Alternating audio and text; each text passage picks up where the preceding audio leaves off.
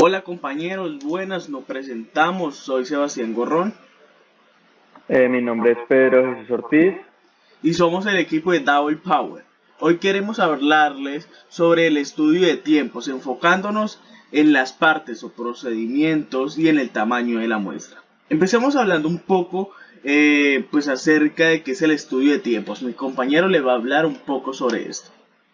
Bueno, compañeros, ¿qué es el estudio de tiempo? El estudio de tiempo es una técnica de medición del trabajo empleada para registrar los tiempos y ritmos de trabajo correspondientes a los elementos de una tarea definida, ¿verdad? Es efectuada en condiciones determinadas y para analizar los datos a fin de averiguar el tiempo requerido para efectuar la tarea según una norma de ejecución preestablecida. Listo, bueno, yo les quiero hablar pues también de los antecedentes en la historia, el estudio de los tiempos que pues es algo muy importante hoy en día. Fue en Francia en el siglo XVIII con los estudios realizados por Perronet acerca de la fabricación de los alfileres. Bueno, cuando inició todo este estudio de tiempos, pues en la empresa fue que se empezó a dar todo este tema del estudio, pero no fue sino hasta el siglo XIX con las propuestas de Taylor que se difundió y se conoció toda esta técnica de trabajo o toda esta técnica de la medición del trabajo. El padre de la administración el padre de la administración científica fue el que comenzó a estudiar los tiempos, específicamente cronometradamente, que es como hoy en día se utiliza y es la forma más popular. El tiempo de los trabajadores se tomaba para realizar una tarea específica.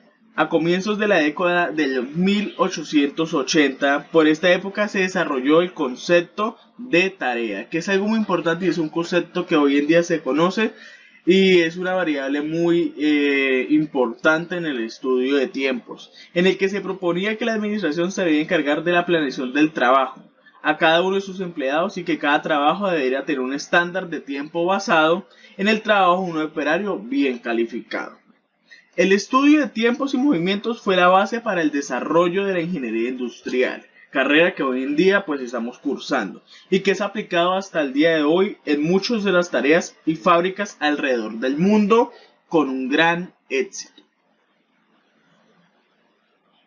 Listo. Yo les quiero hablar de un tema muy importante, el cual es que antes de emprender el estudio hay que considerar básicamente lo siguiente. Primer punto.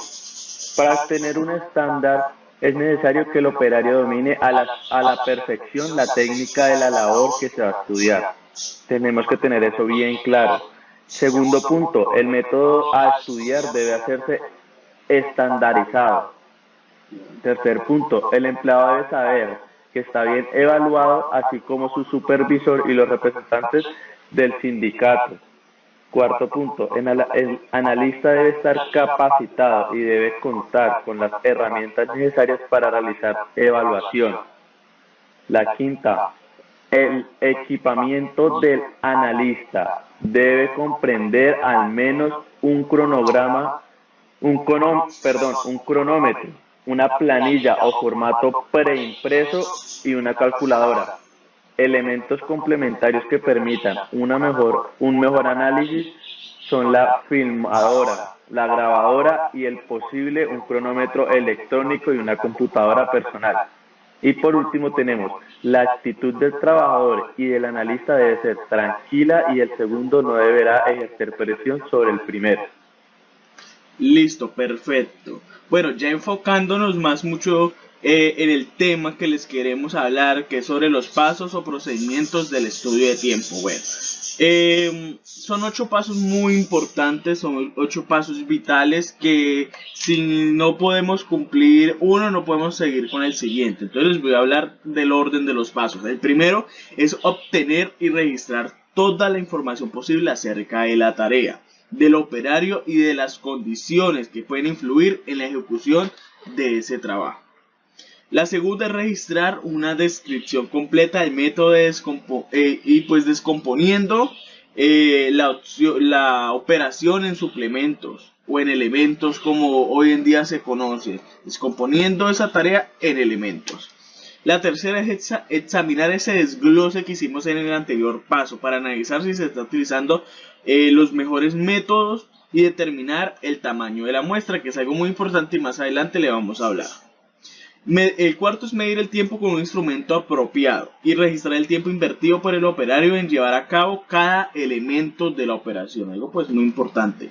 Quinto, determinar simultáneamente la velocidad de trabajo efectivo del operario con la idea que tenga el analista de lo que debe ser el ritmo normal de esa operación.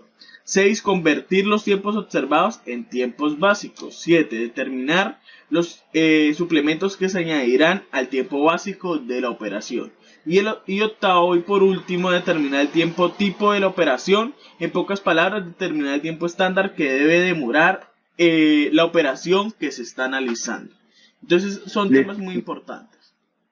Mi compañero ya explicando esos procesos, ahora yo quiero pasar a explicar todo lo relacionado con el tema de la muestra, ya que es un aspecto muy importante. El tamaño de la muestra o cálculo de números de observaciones es un proceso vital en la etapa del cronometraje, dado que de este depende en gran medida el nivel de confianza del estudio de tiempos. Este proceso tiene como objetivo determinar el valor del promedio representativo para cada elemento. Los métodos más utilizados para determinar el número de observaciones son, ahí mi compañero les va a dar una breve explicación. Bueno, pues como lo hablaba nuestro compañero, en esta parte voy a explicar sobre los dos métodos más utilizados para determinar el número de observaciones, o en este caso, como se conoce y como lo hemos hablado, el tamaño de la muestra. Entonces, existe el método estadístico, el cual requiere que se efectúen ciertos números de observaciones preliminares para luego poder aplicar la siguiente fórmula. Esta es la fórmula que se utiliza, donde pues n es el tamaño de la muestra, n con la comilla arriba es el número de observaciones, la sumatoria, el valor de las observaciones. Bueno, esta es la fórmula en general. Entonces un ejemplo, acá nos dan un ejemplo de que se realizan 5 observaciones. Los valores que los respectivos tiempos transcurridos en centésimas de minuto son 8, 7, 8, 8, 7. Ahora pasaremos los cálculos a cuadrados. Entonces todos estos observaciones o tiempos transcurridos se elevan al cuadrado, exacto. Entonces ya sustituyendo la fórmula y todo, nos da que se necesitan 7 observaciones. Bueno, pues acá ya nos explican por qué, dado que el número de observaciones preliminares es inferior al requerido 7, debe aumentarse el tamaño de las observaciones preliminares, luego recalcular n. Puede ser que el recálculo se determine en la cantidad de 7 observaciones sean suficientes. Bueno, acá nos dan. El otro método es el método tradicional. Este método consiste en seguir el siguiente procedimiento sistemático. 1. Realizar una muestra tomando 10 lecturas si son ciclos menores o iguales a 2 minutos y 5 lecturas si los ciclos son mayores a 2 minutos. El 2. Calcular el rango. El tercer paso es calcular la media aritmética o el promedio, como se conoce. Acá nos dan una fórmula que es muy fácil y mucho la conocemos. Bueno, el cuarto paso es hallar el cociente entre el rango y la media. Y ya 5 es buscar ese cociente en la siguiente tabla, en la tabla R/X, que pues ahí se ubica el valor correspondiente al número de muestras realizadas.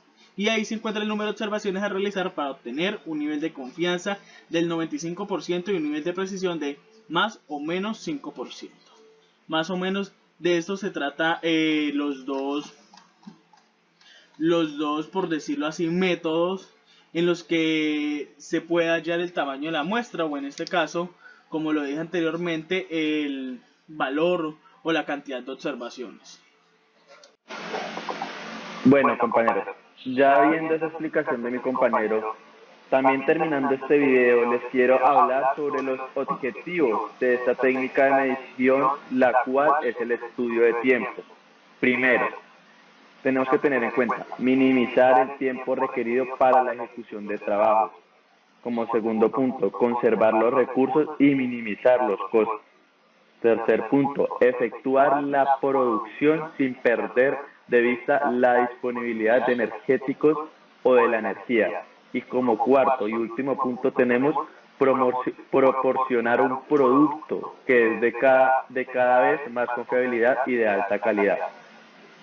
Listo, bueno pues compañeros, esto fue todo por el video, la explicación de todo lo que tiene que ver con los pasos o procedimientos y el tamaño de la muestra en un estudio de tiempos. Muchas gracias.